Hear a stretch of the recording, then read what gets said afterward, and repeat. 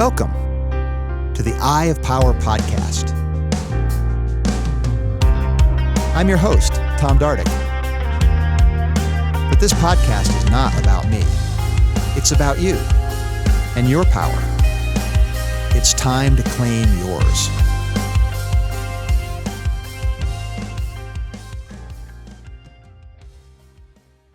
Today, it's my pleasure to welcome Lion Goodman to the show. Lion has a story unlike anything I've ever experienced or anything anybody I know has ever experienced. And he'll go into some details on that and what it meant for him. And then we riff from there onto the nature of our beliefs and the nature of our life experience and what it is that is most important in life. And we get pretty philosophical and pretty broad in our discussion. So without further ado, let's welcome Lion Goodman to the show. The first thing that grabbed me about your story, Lion, is, obviously the dramatic example of being shot and then befriending the person who shot you. That is stuff of, that movie plots are made out of. So I thought that might be a good way for us to ease into, how stories can unfold and what your mindset was. And let's just learn from your experience as to what all that meant to you. So do you want to just start from that story, or is there a better starting point from that other than that? It's always a good place to start because people get riveted by the story because it's an unusual story. And it is about personal power. It's about personal power and the power of submission or the power of relaxation, the power of compassion. So happy to start there. I love it. Let's go. Yeah, I was 26 years old and I had graduated with a degree in consciousness studies from the University of Colorado. And I couldn't find a job because nobody was hiring people with consciousness degrees because as far as I know, I created the first one. Wow. So I was on the bleeding edge of studies. And so I took a job as a traveling salesman. I was selling jewelry and gift items to stores and traveling the Southwest in a van, an RV van.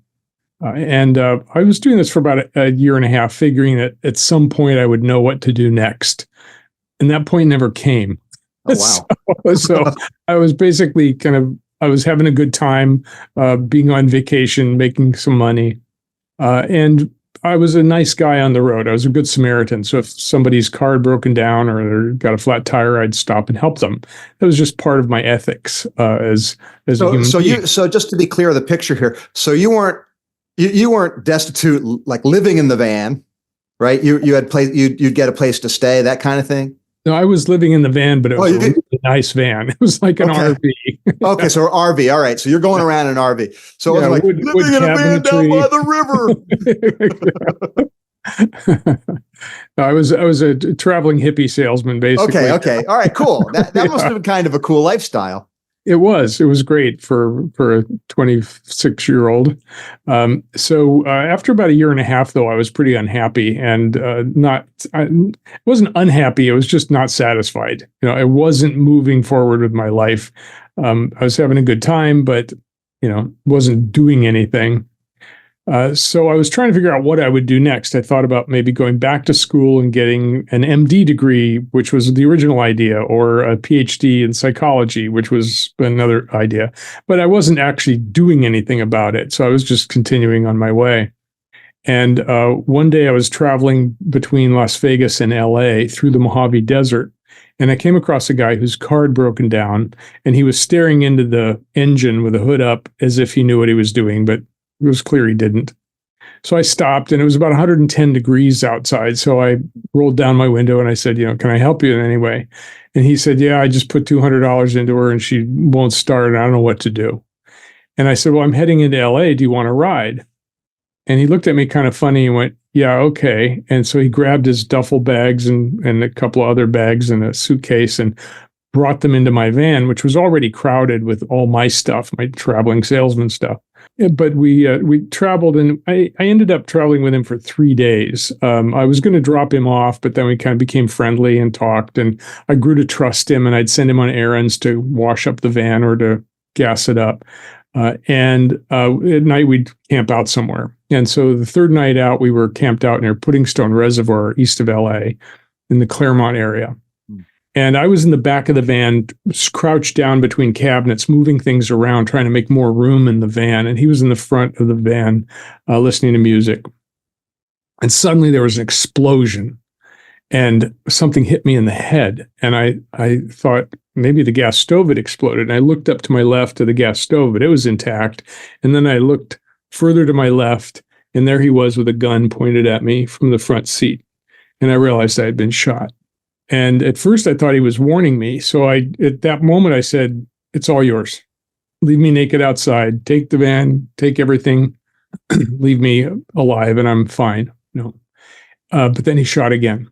And I realized he wasn't warning me, he was going to kill me. Now, I was in a crouched position, stuck between cabinets, couldn't move, couldn't do anything.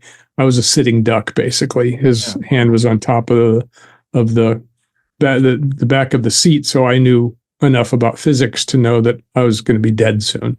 So at that point, I had to decide, what now? What do you do when you're facing death? And the first thing I realized is I didn't want to die with anger or upset or fear in my heart. I wanted to die in peace. And so the first thing I did is I went through my past and I asked forgiveness from anyone that I had hurt. And I forgave everyone that had hurt me. I knew that I had to clean up the past in order to move forward. Can I pause you just there for a second, Lion? Sure. So was that a result of, you'd say, you as a unique person, or did it come across from perhaps the fact that you'd studied consciousness studies in college? I mean, that's an unusual kind of a reaction. So I'm wondering how you ended up to be in that space that you reacted that way. It was my study of consciousness, psychology, human nature, karma, spirituality, reincarnation. I mean, I knew a lot, and I had studied death and dying, Elizabeth Kubler-Ross's books and Buddhist studies. So I knew enough about the process of life, even at the age of 26, that I said, okay, this is how I want to die. I want to die in peace. I want to die in that present, and having the presence of mind in that moment when the crisis hit. You were developed enough to have that actual reaction rather than, because our lower parts of our brain are going to react fight or flight. We're going to have these sort of instant reaction without engaging our conscious mind. So you were developed to the point where your consciousness had retained power in that moment. Yes. And it was clear that I couldn't flee and I couldn't fight. So those options were out. Okay. I was a sitting duck and I was going to be dead soon. So only surrender, that was the only real path. Exactly. Exactly. Surrender was the only thing I could do. So do you think if it had been, let's just say if it had gone down a different way where you had those options, would you still have reacted the same way, do you think? Or was it truly a matter of the circumstance? That's a good question, because it's hard to imagine a different circumstance since that's what's actually happened, Yeah.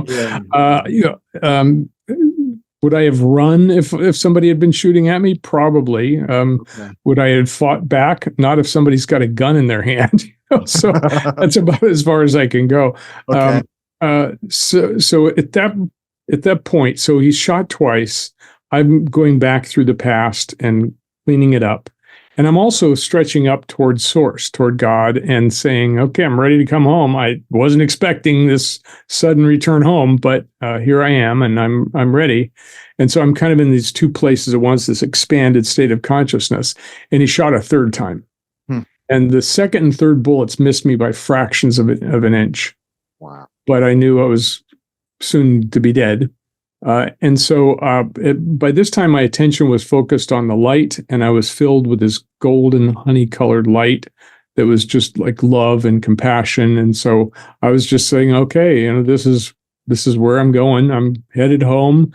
And who knew? Who could have predicted this? And by this time, I was floating outside of my body, looking down on the van. And it looked like a little toy house or toy car, with people inside doing this funny thing. And I thought that was kind of amusing, and still sort of like, okay, I'm ready. And he shot a fourth time. Wow. And this time my head was thrown violently to the side, and I was back in my body, and blood was rushing down all over me, and my head hurt, obviously. And I couldn't figure out where the bullet had gone, because I knew I'd studied anatomy and physiology and psychology enough to know that if the bullet had gone through my brain, I should be missing something. And so I'm kind of scanning my body. First of all, it was confusing that I was back in my body. Secondly, I'm scanning it, looking for what's missing. Like, what did the damage do? But I couldn't find anything. I felt intact. And that was unusual. I was a little confused by that. But I thought at that moment, if I'm going to die, I want to at least look my assassin in the eyes, because I was perpendicular to him. And so I picked up my head and I turned and I looked at him, and he freaked out, jumped up from where he was going, "Why aren't you dead, man? You're supposed to be dead." And I didn't have any answer for that. So I think I just said, "Here I am," because I was in this expanded state of consciousness with this light flowing through me, just, close to source. And then he said, "This is too weird, man. It's too weird. It's just like my dream this morning."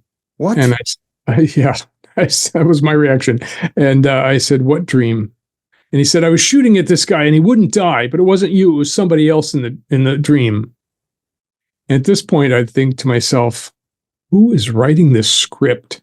Like, how did I get into this movie? I don't remember signing a contract. Am I going to get paid at the end? It's like, it was just so strange to have him say that. And at that moment, I thought, okay, I don't know what's going on here, but if I can talk him down, maybe he won't shoot me again. And so I began trying to, this is where personal power comes in. So I don't know if you've ever read Dune, Oh, yeah. but yeah, the Bene Gesserit had this way of controlling people with their voice, right? They had the power called the voice. Yeah. And so I was kind of seeing if I could calm him down with my voice. And so I was speaking very slowly and calmly, and saying, and he jumped up again and he said, "Why aren't you dead, man? You're supposed to be dead. I shot you 4 times, man." And he kept saying, "I shot you 4 times. Why aren't you dead?" And so I said, "Maybe I'm not supposed to die." And he said, "Yeah, but I shot you. I shot you." And at one point he came up to me and he kind of looked at my head, and there was blood all over the place. And he said, "Does it hurt?" And at that moment, I realized he's caring. He's gone from wanting to kill me to caring. There's a shift there. And so I continued to very quietly try to calm him down. And he kept saying, why were you so nice to me, man? Why were you so nice to me? I wanted to kill you. I wanted to take your stuff." And so I just very calmly tried to get him to a place where he wasn't jumping around. He was all adrenalated because of shooting me. And he kept looking out the windows, but we were nowhere near anything. So there was not going to be any rescuers coming, So I was out of time. So with this expanded consciousness, so I don't know how much time this whole thing took. But at one point, he was expressing his care about how I looked and whether it hurt. And he said, "Okay, man, I'm going to take you to a hospital that I know." And I said, "Okay." I thought that was a really good idea. And then he started putting stuff around me so I couldn't stand up and jump him, while he was driving, which was the furthest thing from my mind. And he got in the front seat and he started driving. And he drove for about an hour, which maybe a half hour, an hour, I couldn't tell. But at that, I had time to think about this and go, what the hell is going on here? How did I end up here? What is this for? And I didn't have any answers, but I had a lot of questions. And I was reviewing everything that the sudden shift, the sudden betrayal, and an attempt to kill me after I had been nice to him the whole time and given him clothes and kind of taken him under my wing. Yeah, because this is 3 days, you said, right? Yeah, we had been traveling together for 3 days. So you knew about him. He knew about you. He wasn't at that point. He's not shooting a stranger. He knows your life story, what you're trying to do, and the whole bit, right? So he's driving for some period of time, and he finally pulls the van over and turns the engine off and stops. It's silent, and I knew we weren't near a hospital because there were no bright lights. So I just calmly waited, and finally he walked back to where I was and sat down on the bed next to me with a gun in his hand. He said, I can't take you to the hospital, man. I have to kill you. And I went, "Oh, why is that?" It's good to be curious in those situations. And he said, because if I take you to the hospital, they'll put me back in jail. I can't go back to jail, man. And I went, oh, not just a crazy person with a gun, but an ex-con with a gun. Like it raises the level of seriousness here. And so I just began talking to him, and I said, well, maybe, they won't take you to they won't put you back in jail if you take me to the hospital. Oh yeah, they will, man. They'll come get me. I said, well, you could get away. No, man, I can't trust you. They're going to come after me. And so this began a conversation that lasted about 8 hours.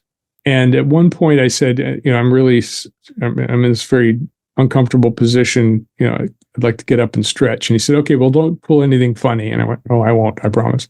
So I got out of the van and stretched up, and he pointed with his gun down this small hill to a pond. And so I started walking down to the pond and thought, well, he could shoot me in the back and push me in the water. That's a possibility. But I felt invincible somehow. It was this light that was filling me, that was filling my heart. The love and compassion that I was feeling included him. There was no real separation between us. And so I bent down and I splashed water on my face and washed some of the blood off. And I stood up and turned toward him. And he kind of held out the gun to me. And he said, what would you do if I handed you this gun? I said, I'd throw it in the water. He said, you wouldn't try to kill me? You wouldn't shoot me? I said, no, why would I do that? You have your life, I have mine. We're okay. And he looked at me very strangely. He said, man, you are the weirdest person I've ever met. I thought, I'm probably the weirdest person you'll ever meet, So we went back to the van and continued this conversation. And I got him to tell me his story.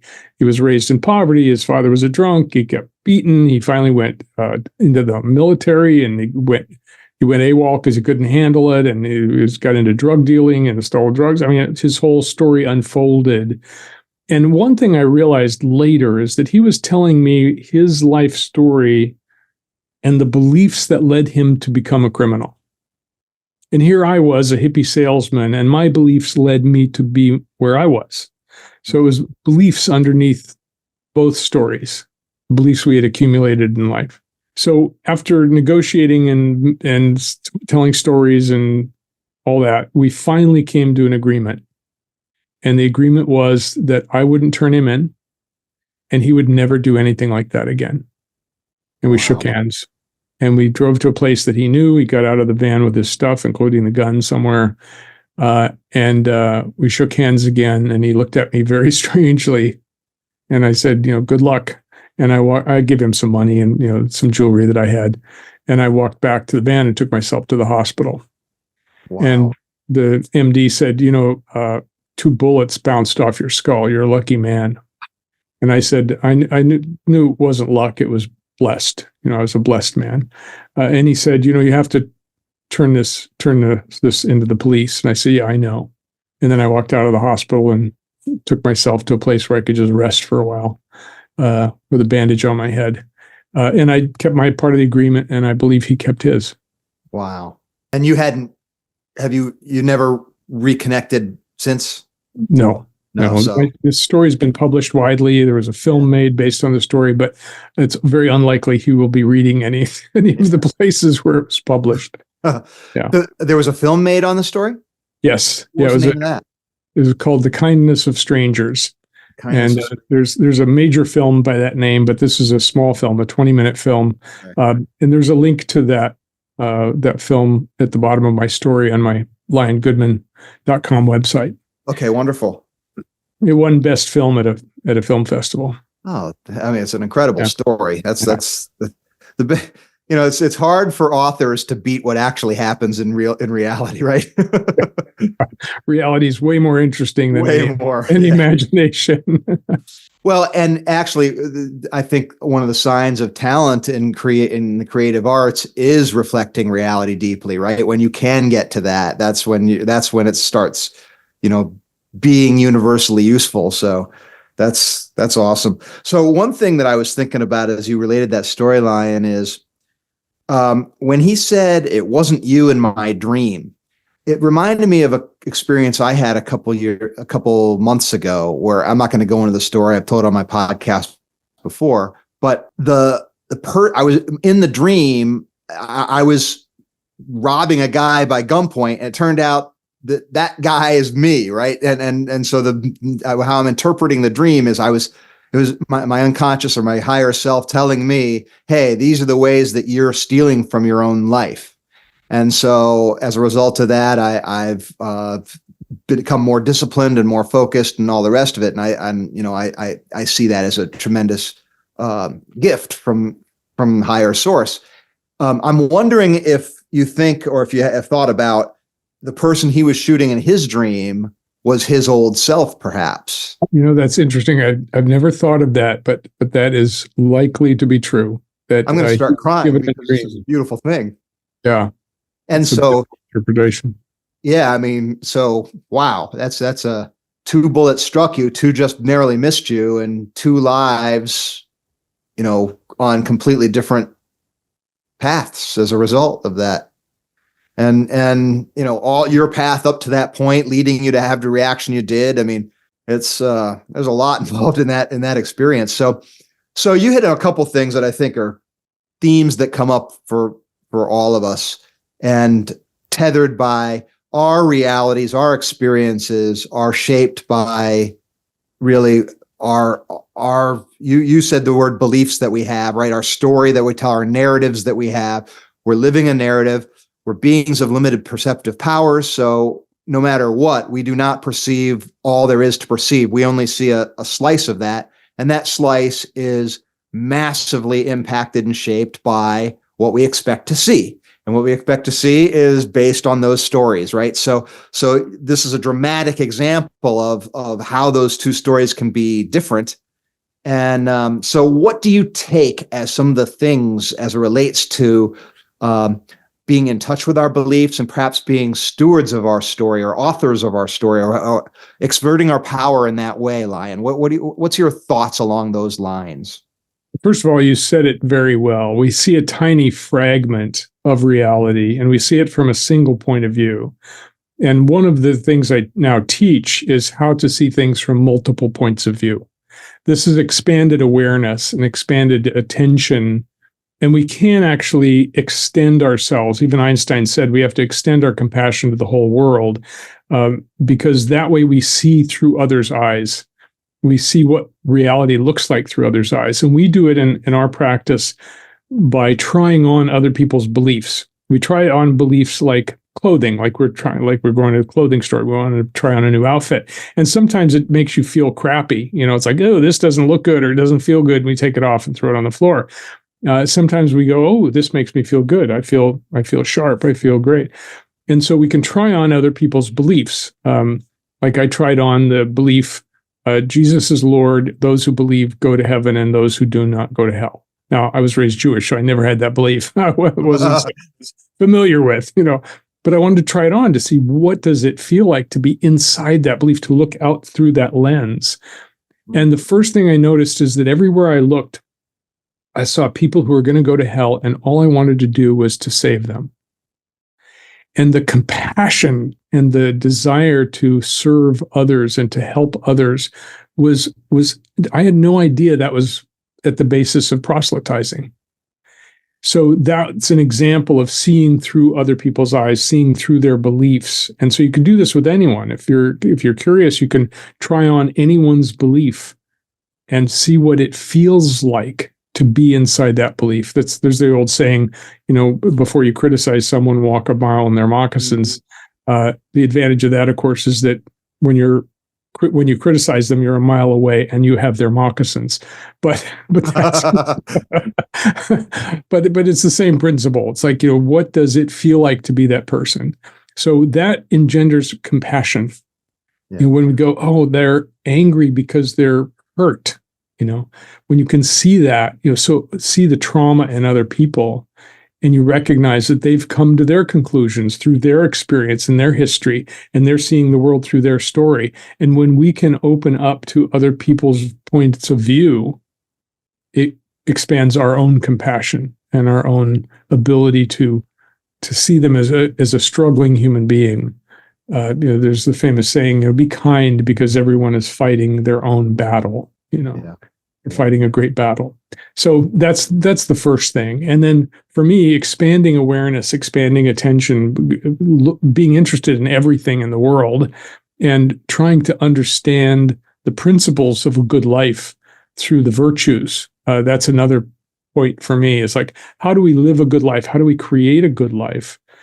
And from the ancients of Aristotle and on, people have been talking about the virtues, the qualities that when we take on and live and practice, it creates it creates goodness for us, for our family, and for the whole community.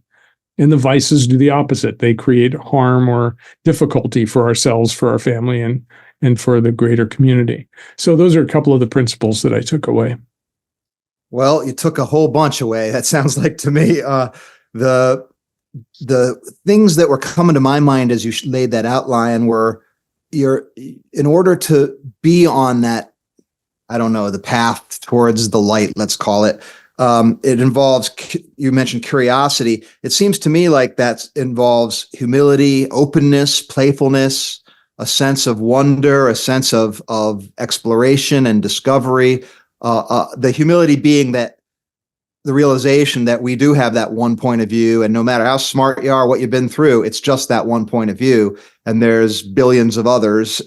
And so it only makes sense that if you're going to grow, you're going to have to try some other things on for size. Otherwise, you're going to be stuck. No matter how wise or accomplished, or it doesn't even matter, right? It's still going to be a movement in the direction of growth to adapt the attitude and the habit and skill that you were pointing to there of trying those beliefs on for size. Would you agree with that? Or absolutely? And all the qualities you mentioned are all in the virtues. So those are all virtuous qualities. And so the more virtues we take on and practice, because even Aristotle said a virtue has to be practiced. It may be inborn in you, but until you practice it, you're not going to sharpen your knife. It's honing our behavior all the time, honing our point of view, honing our understanding. And that process is a lifetime process. There's no end to it. Right. So, yeah. The 60 to 100, or who knows how many more years you might have, is not enough. This journey is way, way longer than that. But in the Eye of Power model, the very outer layer, I call that the four capacities. And we could, you could call them virtues. When you were laying out all that, I was thinking about the people quadrant, which is this one right down there. That's the people. You can't see but it's people quadrant. And where I've got my pen there is the capacity in the people quadrant, which is, I use the word consideration, which is capturing that feeling of what you've been talking about, the consideration of what is it from their point of view? What am I missing? What are they seeing that I'm not? Putting down ourselves and picking up somebody else's stories, beliefs, points of view, whatever it might be. And like you said, in the model, you're constantly nourishing that. You're constantly trying to use that and build that capacity to move you in a higher direction in that area. Specifically, our attitude towards others is that quadrant. So that's absolutely, because we're not just solo beings. We are relational beings, and we live in troops, just like the monkeys, our group we belong to, right? And if you're pushed out of a group, that's certain death for a monkey, right? And it's true for us too. There's more people living alone right now in the United States than ever before in history. And this is a gigantic experiment. We don't know what that's going to be like, because we're relational beings. We have to be in a relationship with others. And so all this isolation and all the phones in front of our faces, like there's something really damaging happening, but we're not going to know what it is, maybe for a generation. And we already can see that, kids are committing suicide, and they're when they get dissed on social media. So it's dangerous. We're doing a dangerous experiment. We'll see how it turns out. I had a conversation. It was just a stranger we were on a cruise, and we were sailing away from, I think it was in Puerto Rico. And San Juan, and it was a beautiful sunset and just one of those poignant moments. So a bunch of people were out on the back deck watching the sunset as we sailed away. And I just started talking to this guy. He's from New York City. And he was telling me that one of his fears in his apartment, a person had died, and it was 3 weeks before anybody knew the person was dead. And he said that happens all over the city. And he said to me that that was his fear too, that he was in a position that he could see that happening to himself. And I wrote an article on it. I mean, it really moved me. I mean, this is years later, and it's still in my heart, because I'm going to start crying, because like you said, we're not made for that. We're evolved in that close-knit familial tribal sort of, 200 people and that's it kind of way that we're wired in this modern world of like you pointed to, of technology. And we still have a long way to go to get the fit right. And so that's a painful process. And a lot of what we're pointing to is what the pain looks like. Absolutely. One of the techniques I use for people to get underneath fear is to find the core belief, the core fear. And dying alone is one of those core fears. Being pushed out, ostracized, being alone, living under a bridge. People have that at their core because you can see it around. You can see people, who are homeless and poverty stricken, and somehow we can empathize with that. It's like, because we're not separate beings. We're all part of one being, as far as I can tell. And that one being appears in many different guises. We're all bozos on this bus in different costumes, but we're on the same bus. We are a part of humanity. And it's easy to, it's hard to stab someone because you're right up close, but it's easy to send a missile across the country line and kill people without having any feelings about it. We're not built for these things. We're this kind of distant killing or distant dissing, on social media. So we are in new territory, and we don't know what it's going to be like. There's books like The Fourth Turning that are saying, we're in this transition period, and it could either break up or break down. Anything's possible with this chaotic, uncertain time we're in. So we have to be more conscious. We have to expand our awareness as much as possible in order to deal with the chaos and deal with the uncertainty and deal with the volatility that's going on around us all the time, and then share that expanded awareness with others, because that's all we can do, really. None of us have a crystal ball, and so we can't necessarily predict doom or victory. Having said that, best I can tell, it seems like things in general, whatever we want to measure, have this sort of noisy curve that bump up and down sort of randomly, but there seems to be a slope that emerges that tends to be kind of north. It seems like it to me. So for that reason, I guess that's probably the very, very basic reason of why at heart I'm an optimist, or maybe because I'm an optimist, that's the way I see it. One way or the other there, not sure, but we have to expect that noise. We have to expect things to cycle and things to go up and down, in the short term. And if you're buying an investment, if your expectation is going to do nothing but go up from there, you're going to have a little rude of awakening, right? That's absolutely right. And I call myself an apocalyptimist, which is, I think things are going to shit, but it'll turn out okay.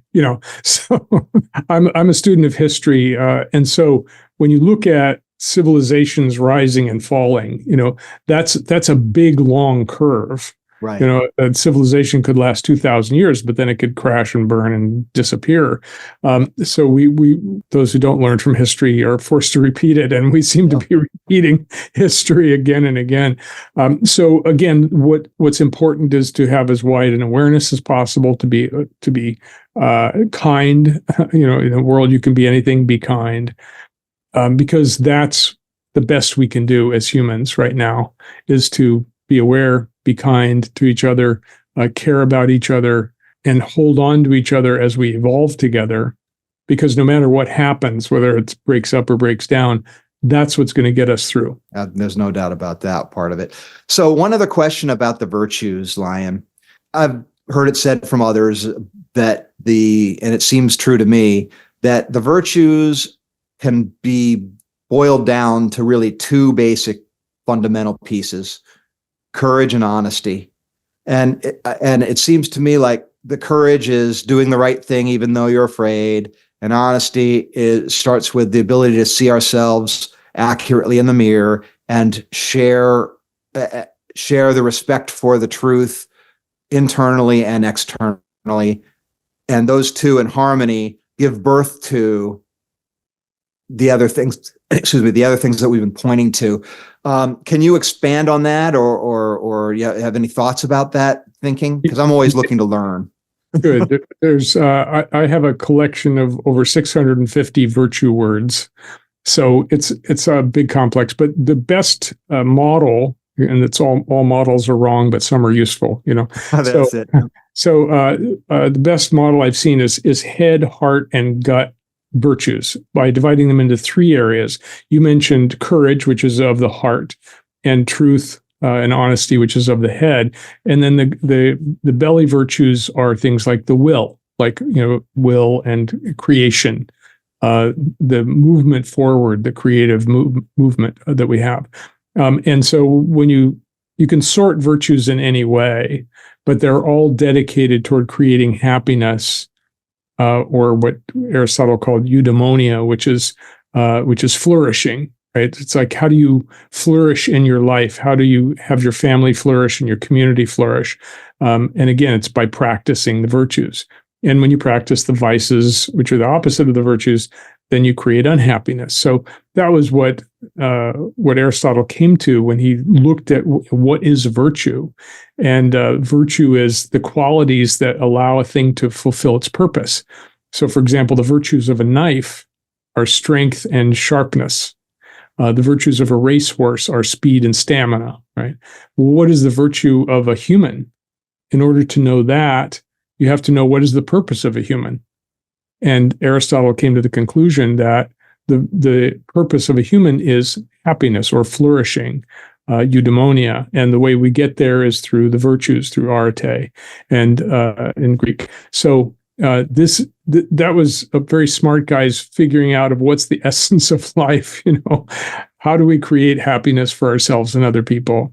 By being good, by being kind, by being smart, by being truthful, by being courageous, by being, willful in a good way, by being relational. So this is how you create a great life. And I know this is what your whole podcast is about.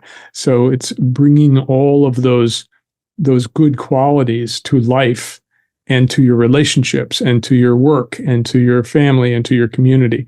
That's how we create greatness in ourselves and in our environment. You reminded me of something, another sort of model I've been working on, thinking about for few decades now. I call it the 3 C's, and it's basically consciousness, connection, and creativity. And so what I'm thinking there is that it seems to me like those are the functions that infuse the emergent mind in the human species, the thing that's made in God's image.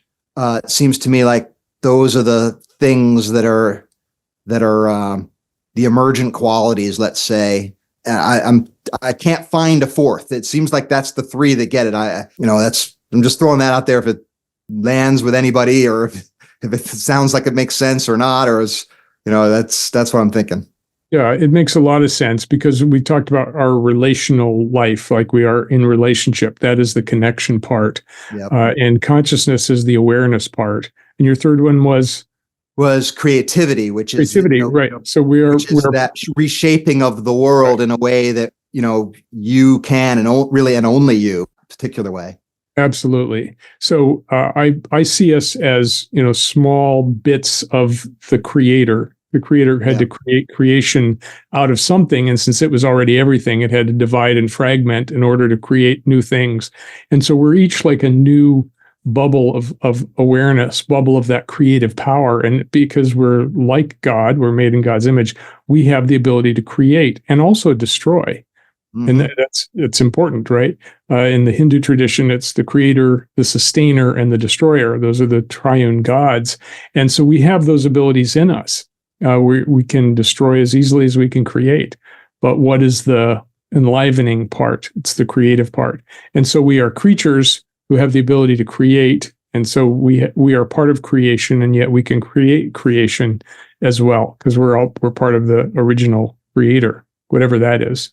Wow. Well, we didn't get too deep or anything like No, that. no, I'm glad this was a surfacey conversation. So one more thing that I'm wondering about before we wrap up, Lion, is have you had any other similar or like that? I mean, that's such a major story, that experience. And I'm just wondering, since your age 26 and your path since then, has that echoed in any sort of way that experience, or is there anything more that you might add so that story is not sort of one event, but a narrative over time of over the time of your life? And another way I might ask that question is, if you were not meant to die then, what was the business from then on?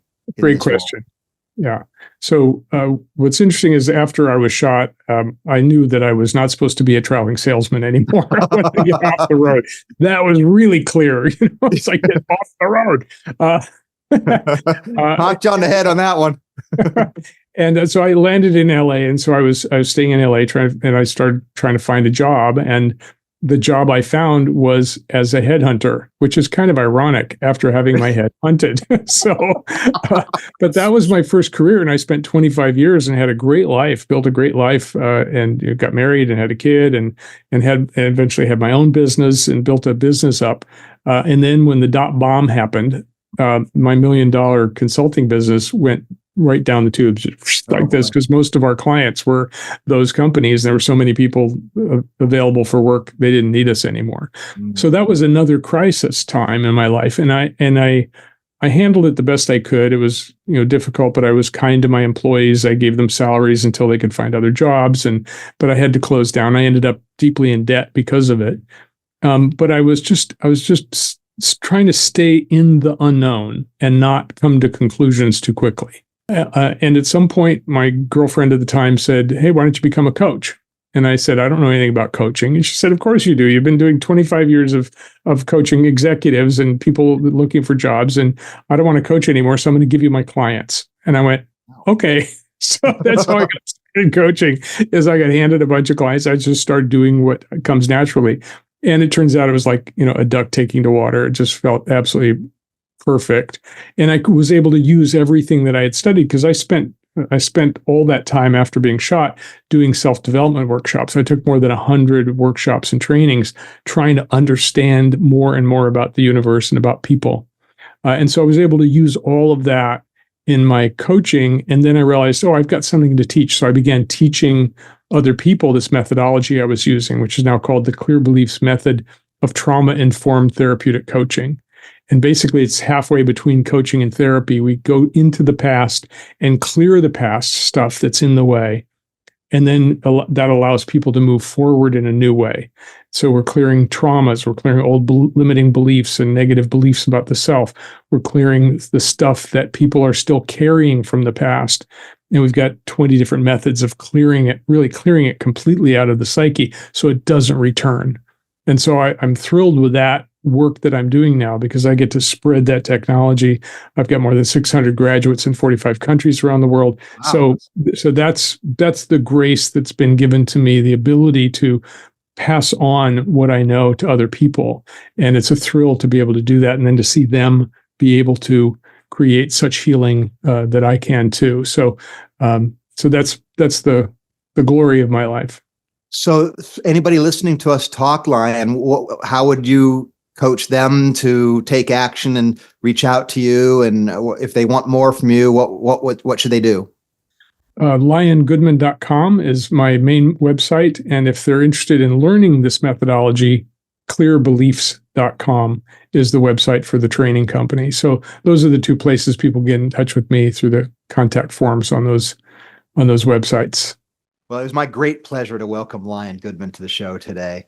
With these interviews, I feel like I always end up with a new friend, and I absolutely love it. Lion is a fellow traveler in the ways of light and love, and making sure that people get past the things that are holding them back, clearing beliefs, clearing blockages, making sure that we are moving forward and not held back by outdated storylines or whatever it might be, the energies that keep us from the full expression of ourselves. And of course, that's what we're all about here. So we're birds of a feather, and very happy to count Lion among my new friends. So thank you, Lion, for being with us. Thank you for listening to our discussion. And until next time.